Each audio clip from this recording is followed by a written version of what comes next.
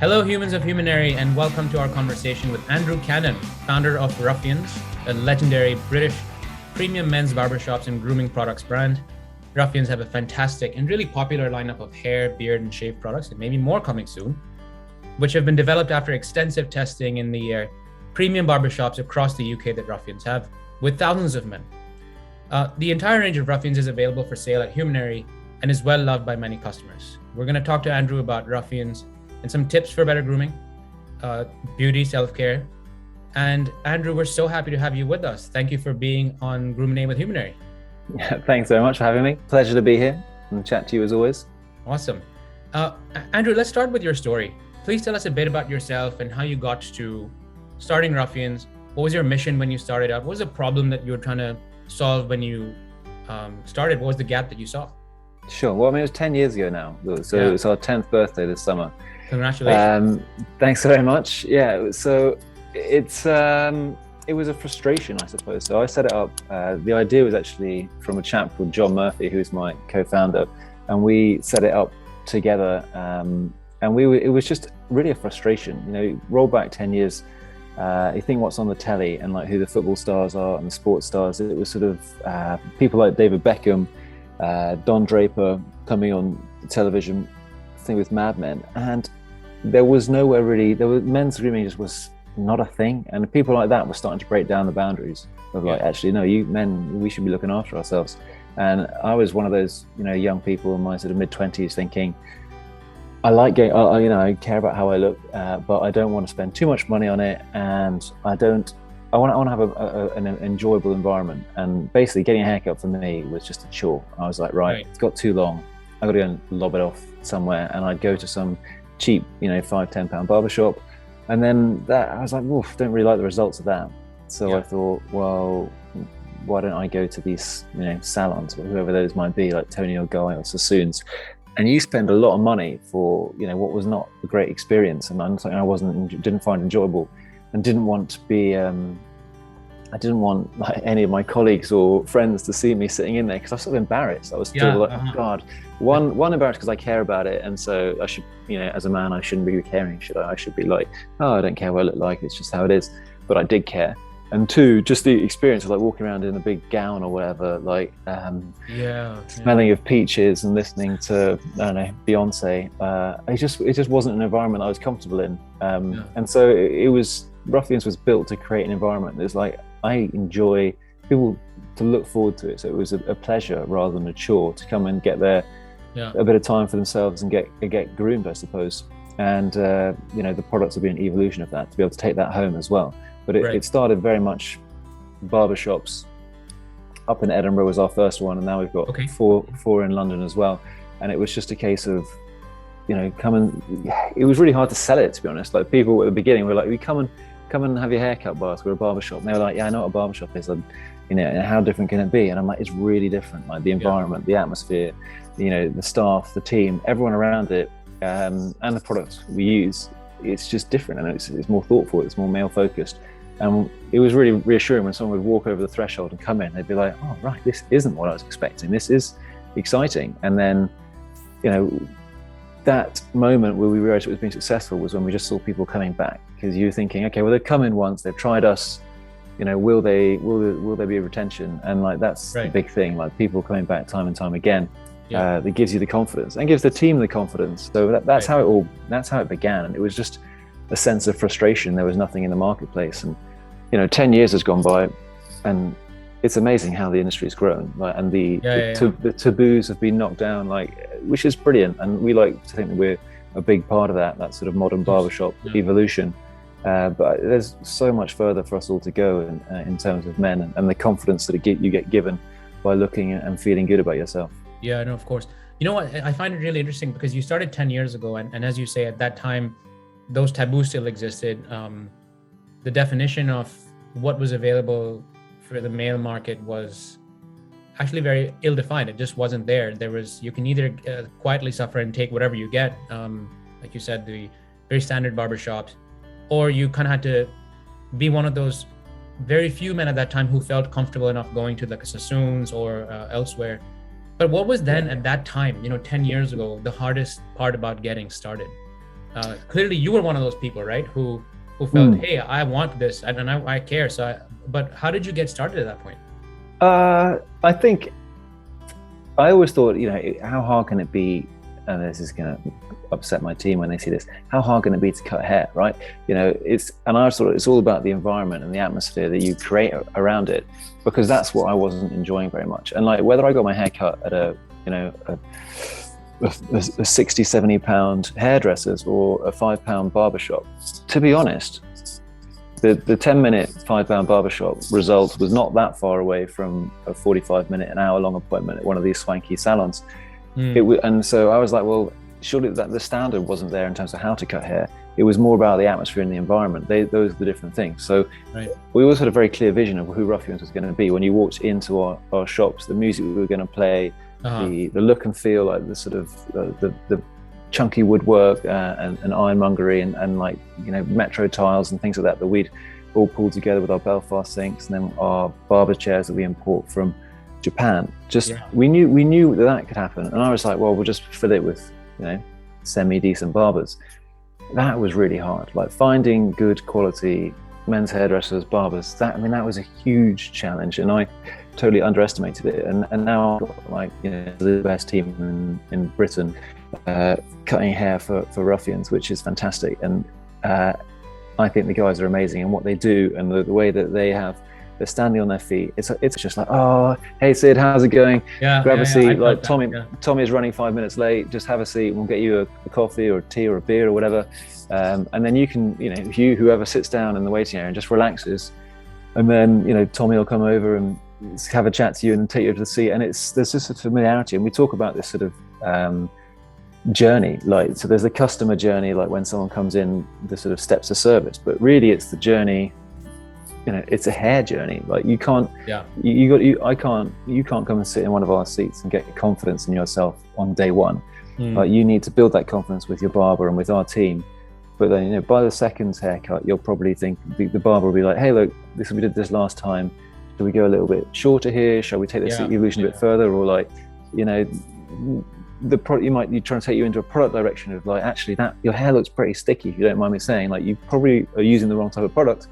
But you've got to build that trust, and then by the third or the fourth haircut, they sit down and they're like, I don't really care what you do, because what will suit my hair, and you'll help me. And it's that bond of trust and relationship that guys didn't really have before. There wasn't that sort of loyalty, I don't think.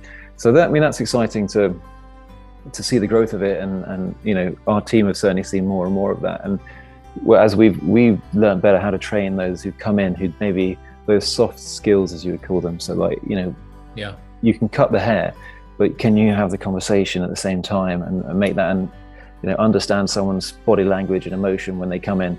But actually there's a lot of attention to detail that you guys pay to the customers. I think so. Everyone's got character and eccentricities, and it's us sort of tapping into that and embracing them, really. That's wonderful. And that's kind of what's happened in the grooming industry for us. I don't want to go on about that too much, but it's like, people are embracing the sort of a change of direction, and especially we do a lot on mental health as well through the barbershops, because it's a big deal, and we can see people, we see people for a good period of time, so we know whether or not they're in a happy or sad mood, and we try and help them to, when they walk out, even if we can't fix their woes at home, we can make them feel good about themselves for the period of time they're with us, and at least take their mind off it and make them look great, so when they walk out, they've got that sort of spring in their step. No, but it definitely sounds incredibly thoughtful. Now, I think I want to switch gears a little bit and talk to you about your products, the products that, of course, you now also have stocked on Humanery, marketplace. What kind of customers currently buy the Ruffians products? What are some of the main benefits that they see?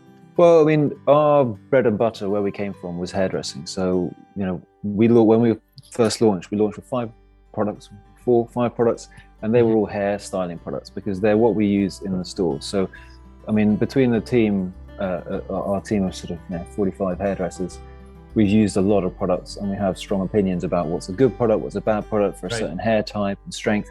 So we're like super experts at that. So we're like, let's hone in on that, focus on it, and make whatever products we think are the best. So, for us, it was a no-brainer. We got all the team together, or key members of the team were like, what are the products like that we should be launching with, and then so we broke those down and be like, these products need to all complement one another, so they can't be, we haven't got, and nothing we've got in the range is like too similar. So for example, something like our salt spray versus our clay, they've got very similar types of hold, but in terms of their finish and in terms of the way you apply them and the movement that will allow the hair, they're very different. So it's sort of, we had to go through this checklist of making sure this is what we want. And it's a bit like when we launched Ruffians, we're not looking at what everyone else has got on the marketplace. We're thinking, what do we want? What works for us? Because we're the ones that use them day in, day out, and we're experts.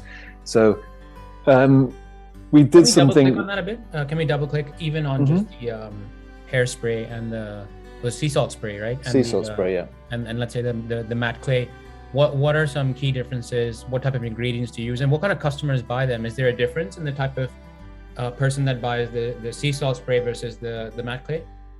Yeah, definitely. So I mean, in terms of, it's all about end style. What do they want to look like at the end? I mean, they're proud to, I think most people buy Ruffians, the user of it is very much like a discerning, I guess an early adopting type person. And the core of that comes out of our barbershops. That's where we built it from, and that word of mouth.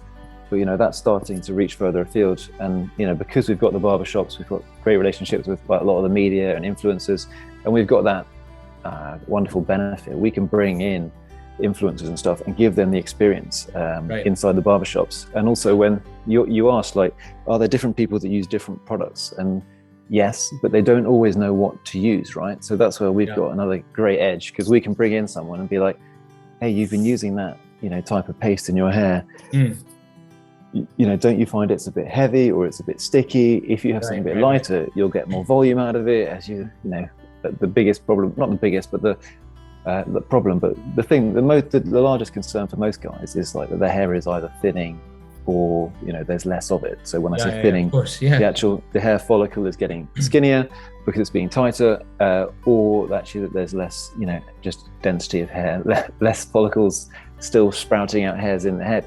So different products will help with that element as well. So going back to products, our hero products, and I think every brand wants a hero product, something that they can really sort of say, this is something that's different. We wanted something that would help with hair condition, help protect the hair, and also style really well. And so for that, we created a hair cream, which is kind of like which I love. Which is kind of unique. It's in a tube, and people were like, well, that's trying to cover all bases. Like, you can't really do a hair product for everyone. And we're like, but we can try and see what happens, because so many people in the barbershops were like, these are the things we want. These are the parameters. We want that sort of like leave-in condition that's going to protect the hair. We want to be able to style it, and we also wanted to take away that sort of frizzy element to it. And so, we pulled the cream together, and it's just become hugely successful and outsells all the other things, which is great. But we need to bring those back up and reinvent those a bit. Yeah, it makes sense. And in terms of ingredients and stuff that you talked about, I mean, we do everything, all our R&D, everything's done here in the UK. What are some hero ingredients, for example, the cream, which is your bestseller?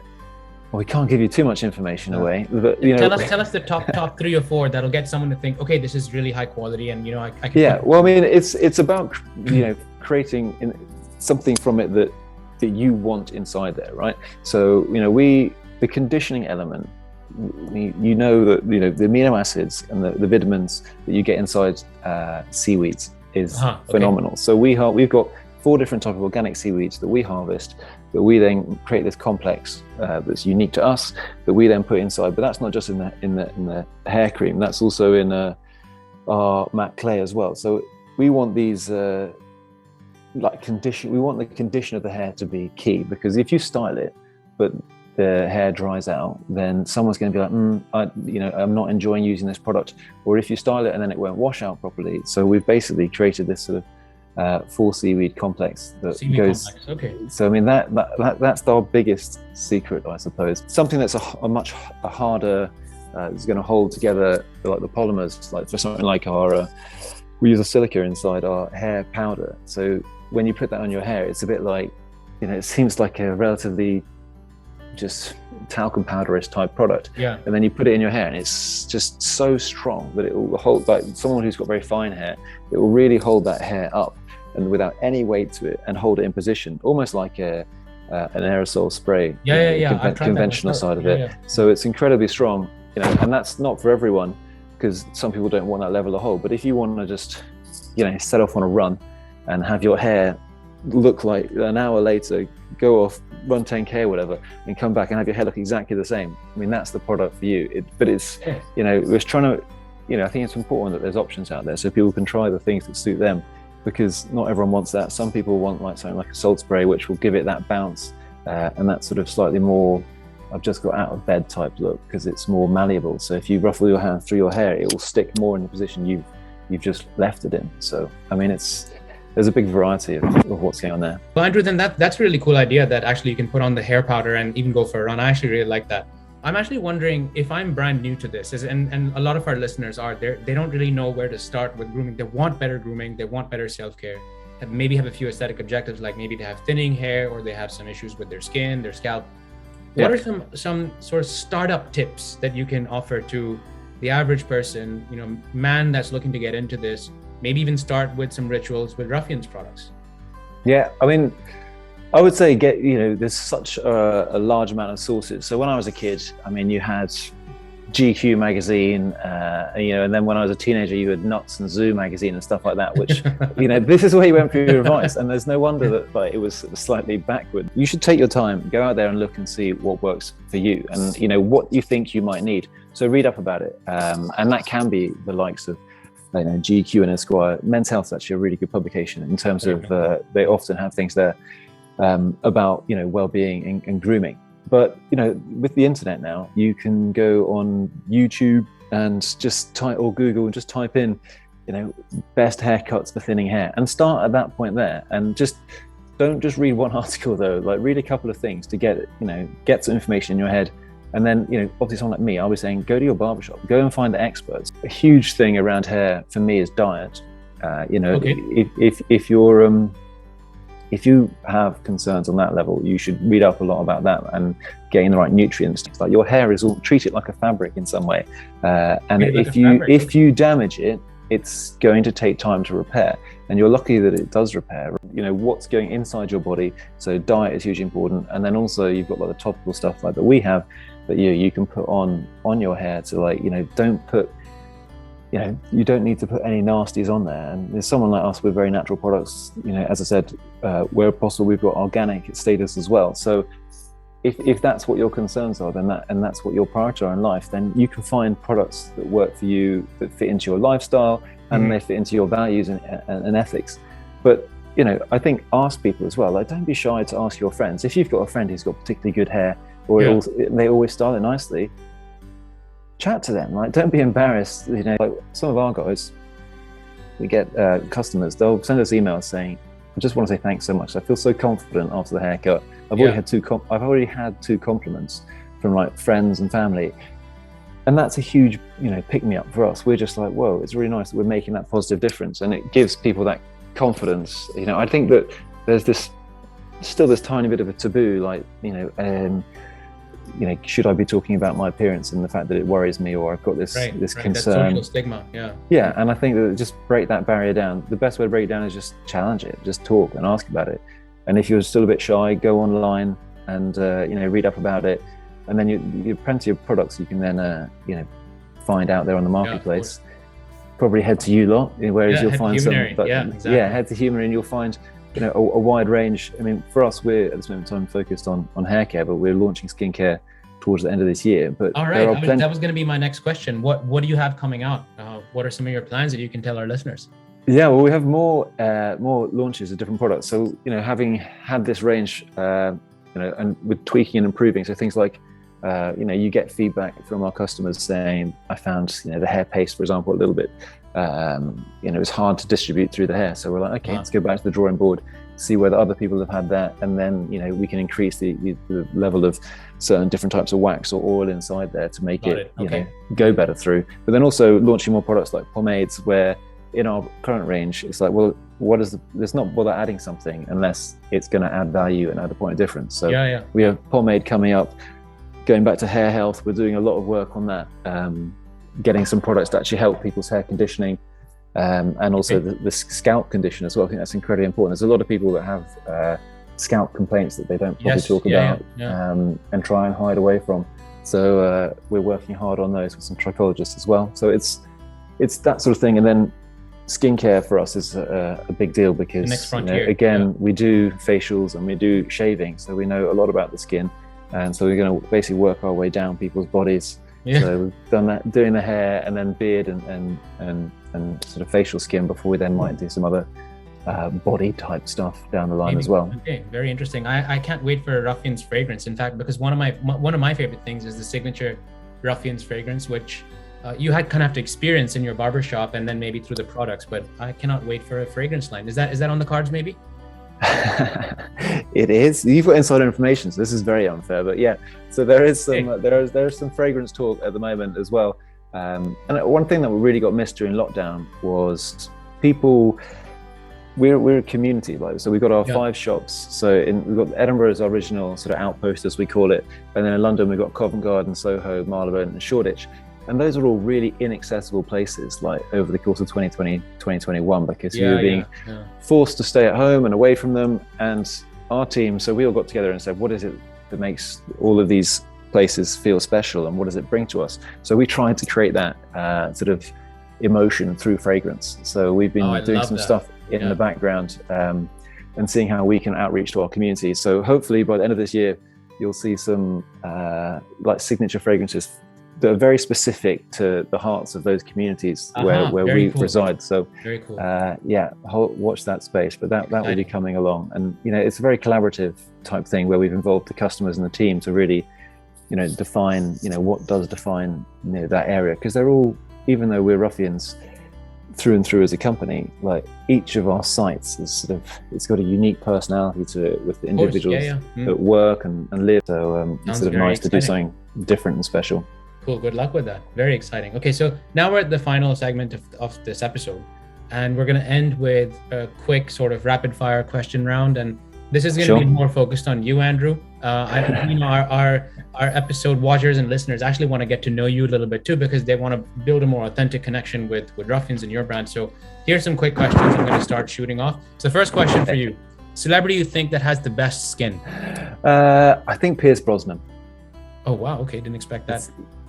Favorite restaurant or cuisine? Place in Edinburgh called Timber Yard. It's sort of Scottish, Highland Scottish wild cuisine. It's absolutely brilliant. Everyone go there. Nice. Timber Yard. One item that you never leave home without? My iPhone, I suppose. It's very naughty. Coffee or tea?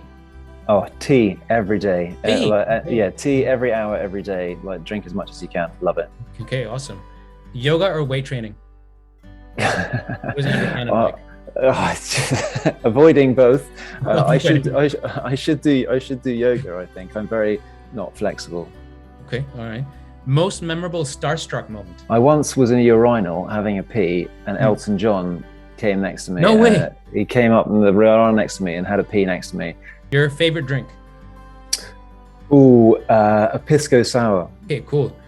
Male celebrity that you think has the best hair or beard? Cillian Murphy, I think, is just so cool. We're very discreet because everyone in our mind is a celebrity. Everyone's a VIP who walks through that door. All right, last question. Speedos or boxers? Boxers, no budgie smugglers for me. It's all about boxers. Well, Andrew, thanks so much for being a sport and also joining us today. It was really good to have you and really fun. Hope you all liked listening and watching this episode. We really appreciate it if actually you'd subscribe and share this with your friends, and let's spread the word. Let's get more men into skincare, grooming, self-care, and fight the stigma, as Andrew said. Use discount code podcast10 for a one-time only discount, and Ruffians is actually included in that. And come check us out and check out Ruffians and go to their barbershops. Thanks again, Andrew, and hope to have you back on our show again. Oh, you're welcome. Thank you very much. Enjoyed it.